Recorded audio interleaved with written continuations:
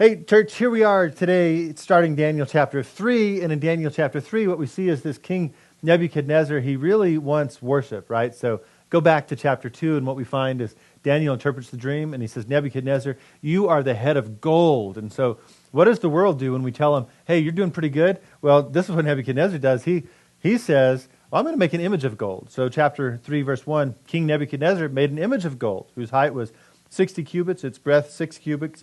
He set it up in the plain of Dura in the province of Babylon. And then he goes and he tells everybody that you are commanded, O peoples, nations, languages, that when you hear the sound of the horn and pipe and the lyre and the harp and the bagpipe, all kinds of music, you're to fall down and worship the golden image that King Nebuchadnezzar has set up.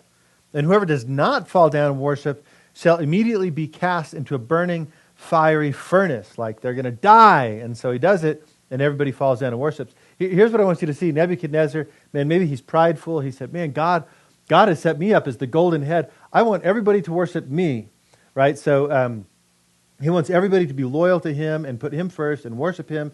And this is a problem, right? Because Daniel and his friends, they're not going to do it. Here's what I want you to see in our life. Sometimes the world treats us in a way where they want us to worship all these idols, right? Just think about in your life and in mine, in our world. There's all these things out there, and the world says, look, if you want to be successful, you've got to go do that. You've got to do this other thing. You got to do something else. And often these things that the world wants us to worship, they're not godly, and they don't follow what God tells us to do. So the question then, I guess the thing to think about is the world wants us to bow to their idols. The question is, what do we do? Right? Like, how do you respond when you're put in a place where everybody around you is doing something and you know you shouldn't do it? Like, how do we get through that?